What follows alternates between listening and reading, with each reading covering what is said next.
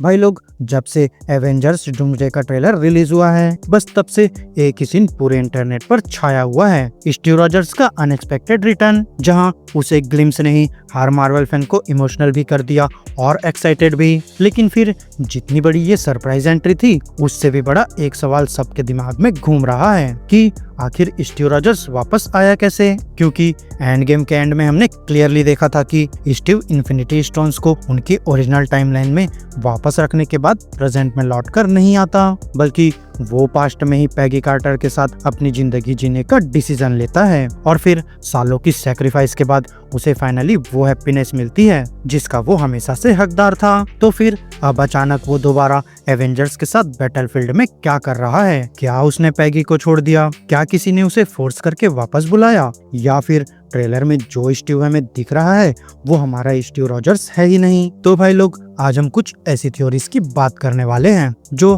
पहली बार सुनने में शायद इम्पॉसिबल लगे, लेकिन जितना ज्यादा तुम उनके बारे में सोचोगे उतना ही लगेगा कि मार्वल शायद वैसे ही किसी डायरेक्शन में स्टोरी बिल्ड कर रहा है। अब दोस्तों, यहाँ सबसे पहले एक वर्ड समझना बहुत जरूरी है, इनकर्जन। क्योंकि एमसीयू के अंदर इनकर्जन का मतलब होता है दो अलग अलग यूनिवर्सेस का धीरे धीरे एक दूसरे से टकराना। और फिर जब रियलिटीज के बीच की बाउंड्री टूटने लगती है तो आखिर में दोनों यूनिवर्सेस डिस्ट्रॉय हो सकते हैं। और भाई लोग, मार्वल पहले ही हिंट दे चुका है कि ऐसे डिजास्टर्स का सबसे बड़ा रीजन होता है टाइमलाइंस और यूनिवर्सेस के बीच बार बार ट्रेवल करना। अब दोस्तों, एंड गेम के एंडिंग को दोबारा याद करो, जहां स्टीव का मिशन सिर्फ इन्फिनिटी स्टोन्स को उनकी जगह पर वापस रखना था, लेकिन वहां उसने एक ऐसा डिसीजन लिया जिसने शायद पूरे मल्टीवर्स का फ्यूचर ही बदल दिया। वहां वो 1940s में पैगी के पास रुक गया और वहीं अपनी नई लाइफ शुरू कर दी। वैसे सुनने में ये एक परफेक्ट लव स्टोरी लगती है,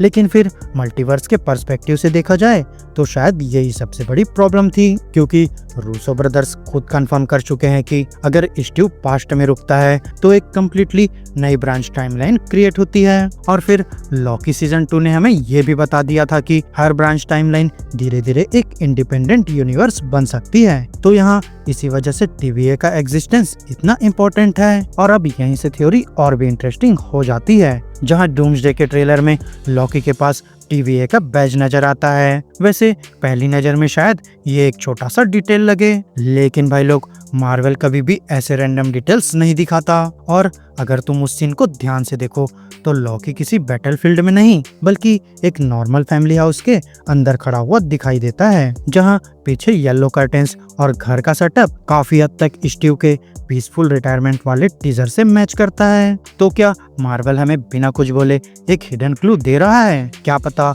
लॉकी किसी रैंडम इंसान के घर नहीं, बल्कि सीधा स्टीव रॉजर्स के घर ही गया हो। क्योंकि लॉकी सीजन 2 के बाद वो सिर्फ गॉड ऑफ मिस्चीफ नहीं रहा, बल्कि अब वो पूरे मल्टीवर्स का गार्जियन बन चुका है। यहाँ हर टाइमलाइन उसकी पावर्स की वजह से सरवाइव कर रही है। और अगर किसी को सबसे पहले पता चले कि रियलिटीज कोलैप्स हो रही है या इनकर्जन शुरू हो चुका है तो वो लॉकी ही होगा।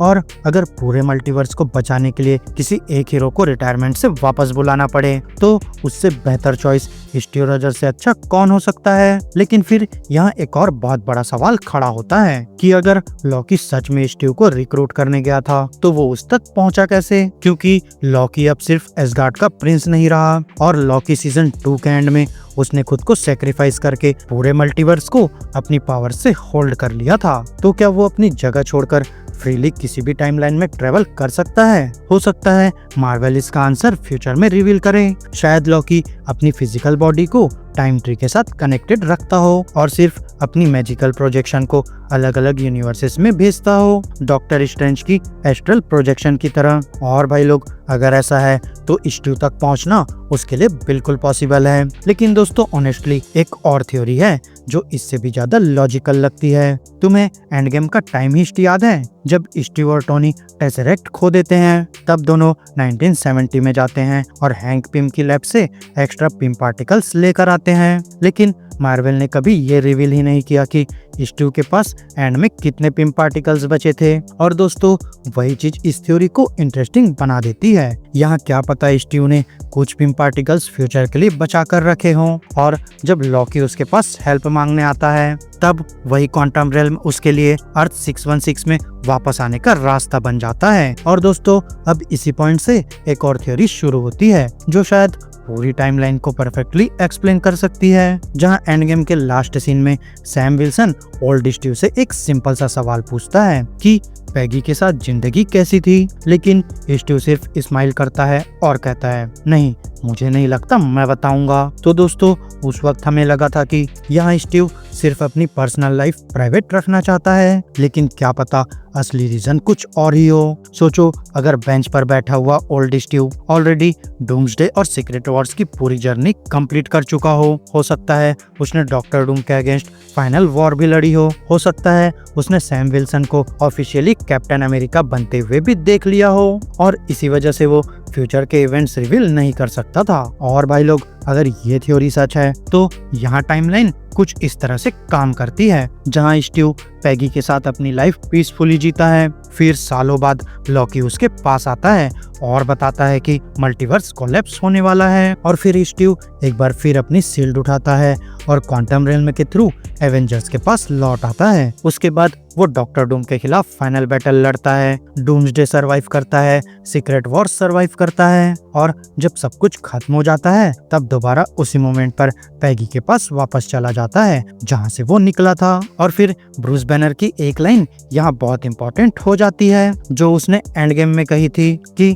उसके लिए जितना टाइम लगे यहाँ हमारे लिए सिर्फ कुछ सेकंड्स गुजरेंगे। मतलब स्टीव के पर्सपेक्टिव से चाहे वीक्स या मंथ्स बीत जाए, लेकिन पैगी के टाइमलाइन में सिर्फ कुछ सेकंड्स ही पास होंगे, और फिर वॉर खत्म होने के बाद वो दोबारा अपनी नॉर्मल लाइफ कंटिन्यू करेगा, ओल्ड एज तक जिएगा, और दोस्तों फाइनली वही ओल्ड स्टीव बनेगा जिसे हम एंड गेम के एंड में बेंच पर देखते हैं। ऑनेस्टली भाई ये थ्योरी अब तक की सबसे बिलीवेबल थ्योरीज में से एक लगती है, लेकिन फिर जितनी इमोशनल ये थ्योरी है उतनी ही डेंजरस एक और पॉसिबिलिटी भी एग्जिस्ट करती है, और उस पॉसिबिलिटी का नाम है हाइड्रा कैप्टन अमेरिका। वैसे काफी फैंस ने ट्रेलर देखते ही नोटिस किया कि यहाँ स्टीव का लुक थोड़ा अनयूजुअल था, उसके बाल अलग थे, उसकी बॉडी लैंग्वेज भी पहले जैसी फील नहीं हो रही थी, और इसी वजह से लोग स्पेकुलेट कर रहे हैं कि कहीं ये अर्थ 616 वाला स्टीव ना होकर किसी और यूनिवर्स का वेरिएंट तो नहीं। और दोस्तों मार्वल कॉमिक्स में एक स्टोरी लाइन है जहां रेड स्कल कॉबिक नाम के कॉस्मिक क्यूब की हेल्प से स्टीव रॉजर्स की पूरी हिस्ट्री रीराइट कर देता है। वहां स्टीव का दिमाग वॉश नहीं होता बल्कि उसकी रियलिटी ही बदल दी जाती है, और बचपन से ही वो बिलीव करता है कि हाइड्रा ही उसका असली परिवार है। और दोस्तों वही स्टीव आगे चलकर हाइड्रा कैप बन जाता है, एक ऐसा कैप्टन अमेरिका जो हीरो नहीं बल्कि पूरी दुनिया के लिए सबसे बड़ा थ्रेट बन जाता है। अब इमेजिन करो एवेंजर्स को लगे कि उनका पुराना दोस्त वापस आ गया है, थॉर खुशी से उसका वेलकम करे, सैम इमोशनल हो जाए, लेकिन फिर कुछ ही देर बाद पता चले कि ये असली स्टीव नहीं बल्कि हाइड्रा कैप है। और दोस्तों अगर मार्वल ऐसा ट्विस्ट दिखाता है तो वो एमसीयू के हिस्ट्री के सबसे शॉकिंग मोमेंट्स में से एक होगा। लेकिन दोस्तों पर्सनली मुझे लगता है कि यहाँ मार्वल स्टीव रॉजर्स को सिर्फ शॉक वैल्यू के लिए वापस नहीं लाएगा, यहाँ उसकी रिटर्न का कनेक्शन डायरेक्टली मल्टीवर्स से होगा। चाहे लॉकी उसे रिक्रूट करे, क्वांटम रेल्म उसकी कमबैक की की बने, या फिर इनकर्जन्स के पीछे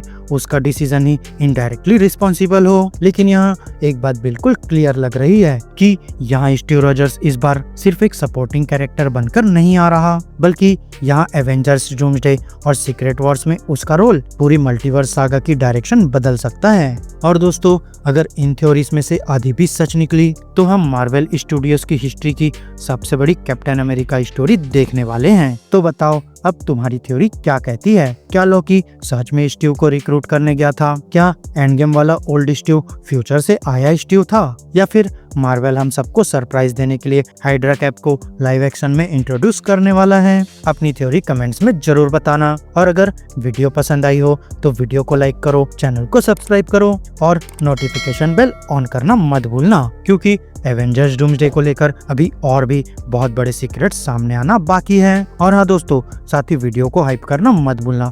तो अब मैं मिलूंगा आपसे अपनी नेक्स्ट वीडियो में, तब तक के लिए स्टे गीकी, स्टे देसी दोस्तों। I've fought with many warriors in my time.